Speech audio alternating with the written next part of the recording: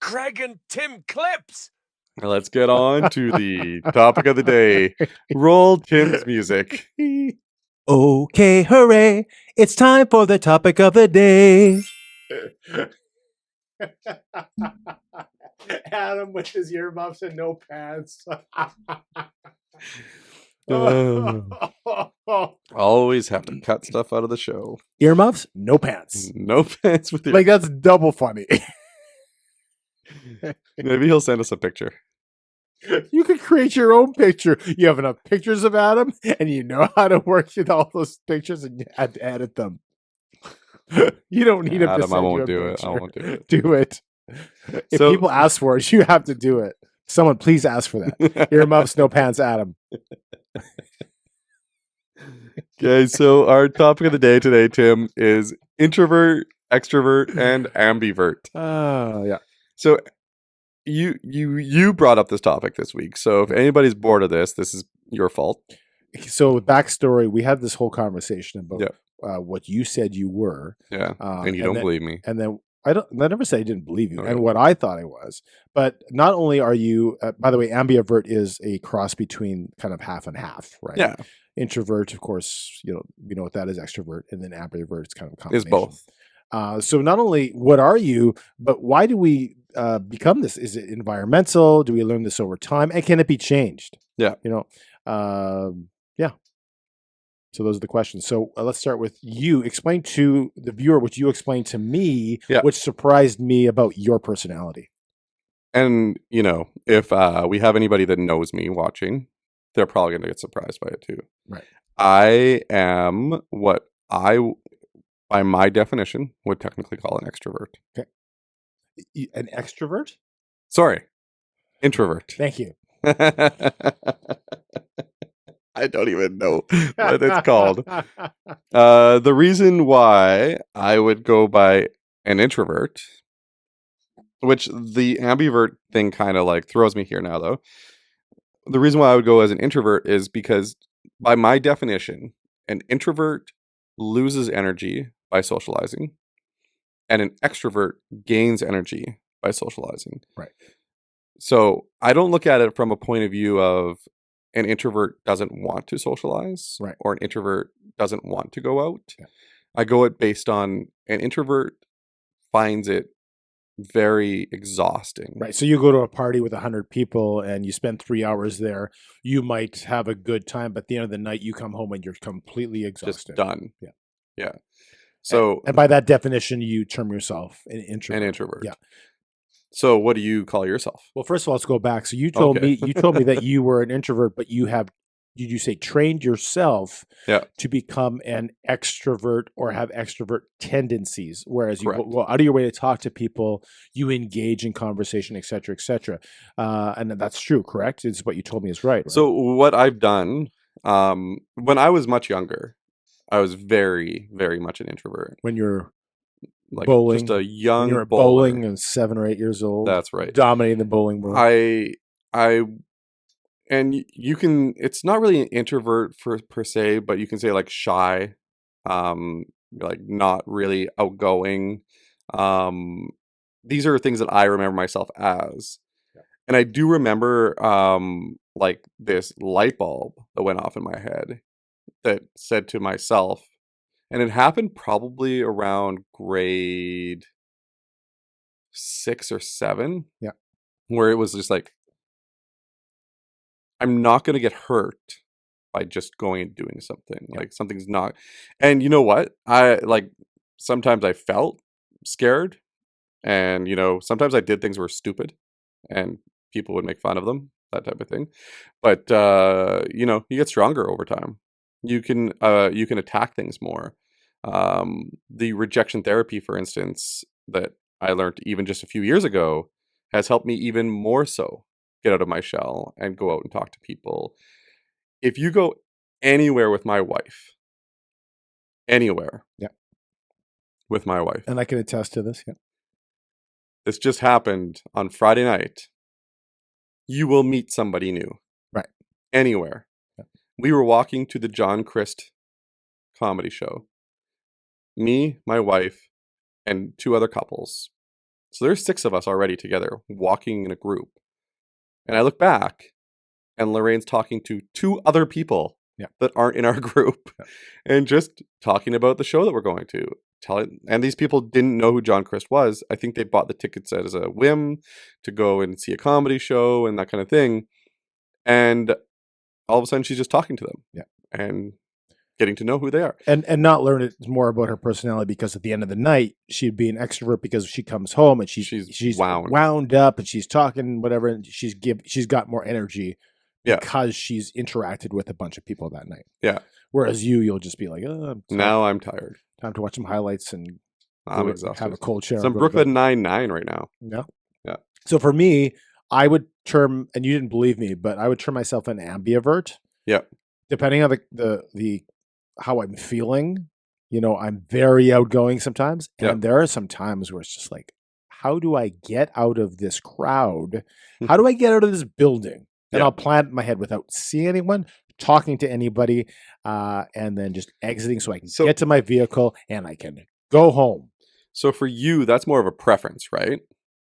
Like that's not a energy thing. That's more of a I'm bored or I'm tired. I don't want to be here. Yeah. That type of thing. Right. As opposed to this is exhausting to me, like to be here. Am I reading that correctly? If I am socializing, I'm not necessarily exhausted, or I'm not necessarily energized either. Yeah. And I think that would lend itself. So that's my experience. That's your experience. I think we've explained it well. But how about why we're this way, and can it be learned to be something else? I think my personal opinion is that you learned over time. There's so many things in your past that lend itself to that. Your parents, your environment, so those things, kind of things. Yeah. And for me, I recognize that sometimes when I'm in that place where I don't want to talk to people and I want to get out of the building as fast as possible, that's not necessarily something that's a good thing. So I am in the last, again, I've said this before, but in the last year, I'm trying to go out of my way to change that. So I do think it can be changed. Live outside your comfort zone. Right. And so I think this weekend when we went to church in Minneapolis, my wife was saying like I was talking to everybody. Yeah. I said, yeah, that's true. And it's a little easier when do you think it's a little easier when you don't know anybody. Yeah. Right. And we had been there 3 weeks in a row. People recognize us now. And like, so it's our second home. But do you think this is me rubbing off on you though? So we've gone on some trips together. A little bit. We've gone on a lot of trips together. I'll give you some credit. And I'm not looking for credit, but I'm just saying like you become the people you hang out with. That's very true. What you said is extremely true. Yeah. So for me, hanging out with Lorraine, I meet a lot of people. Yeah. It's rubbing off on me. Yeah. Right. So now me and you go to, our trips to like New York or wherever we go. We will generally meet new people. We've met, what's his name's uncle on the train, just because on the platform, I started talking to one of the Blue Jays pitchers. Yeah. One of the Blue Jays pitchers, Yimi Garcia's uncle. Yeah. On the platform of the train, because I just started talking to him. Yeah. And then we talked to him the whole train ride to the stadium. I obviously have learned this from Lorraine. Yeah. My dad is very extroverted, I believe, as well. But when we go out, we meet new people. Yeah. Do you feel that some of this is being learned? I do. And I recognize too there's nothing wrong with going home and sticking your head in a book. I mean that can be good too, right? Yeah. So going back to the whole conversation we had a few weeks about the FOMO, the fear of missing out. Yeah. The question is why? Like why do I not interact with people at those times, right? And again, there's nothing wrong with going home and reading a book because you enjoy that. Yeah. But sometimes I don't talk to that person because there's some fear in I don't want to. There's someone I don't know, right? Interacting with something and someone you don't know. And then I say, well, that's not that in it. The reason why I'm not doing that's not good, right? Yeah. Or I'm low on energy. It's like, well, I don't feel like it. Well, is not feeling like it enough of a reason not to go out of your comfort zone at that time? Because like literally, if I'm not interacting because I'm in a bad mood, I'm tired, whatever it is, I can flip that switch and make that decision. Yeah. And again, talk to the person on that train. Like what if you didn't talk to the person on the train? Like you wouldn't, see you wouldn't have that Jimmy story. Garcia's uncle or godfather, whoever it was. You wouldn't have that story, and you wouldn't have that conversation. You don't meet people, right? And yeah, so I think that I always question my motives in those examples. Yeah. But for the most part, I'm a little bit more of a mix, and I recognize that, and knowing when to jump in and talk to someone, right? Yeah. And when not to, right? So I really try to make a purposeful attempt to be more proactive in, not just going to talk to somebody, being social, being nice to someone, smiling, Yep. right? Instead of, being a little bit more aloof, which I can tend to be when I'm in those moods. Yeah. It's And true. it's true, right? Yeah. So, And it's fine. Like everybody has their own personalities and their own ways. And Right. I just believe that you become the company you keep Yeah. for some instances. And I think that as long as they're not like negative changes, Yeah. just let it go. You know what I mean? Like take on a new personality. Yeah. I don't know. It's it's funny that the whole personality, how many years that you've learned these things, you don't question them. yeah. And some people you hear, well, this is who I am, and that's who I am, and like it or lump it. But in reality, there's so many things that you can do better. Yeah. Over time. Some people are like that where they say, this is my personality, like it or lump it. They don't really notice their changes. Right. And the other thing too is if you're not open to learning, to changing, and you said it, you're like, you can make a conscious decision to change your mindset. Yeah. And I personally need to work on that. Yeah. My conscious decision to change my mindset. If I'm in a bad mood or in a negative mindset, I need to work on just change it. Yeah. Like, who cares? Nobody gives about you being in a bad mood. Yeah. Nobody cares if you're having a bad day. If you just exude that, people aren't going to want to hang out with you. Right.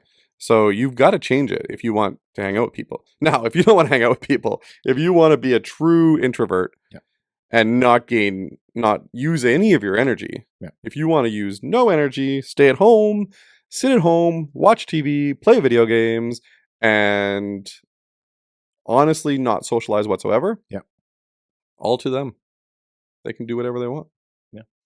This is a great conversation. To each their own. It's a great conversation. So if people want to chime in, what do you think you are? You're an extrovert, ambivert, introvert, how you learn to be that way? Do you think you can change? Or is it a case of this is who I am and like it or lump it? And dang it, I know enough. Thanks for watching the Greg and Tim Show podcast. See you again next week. Don't forget to subscribe, and share with all your friends. Sharing is caring.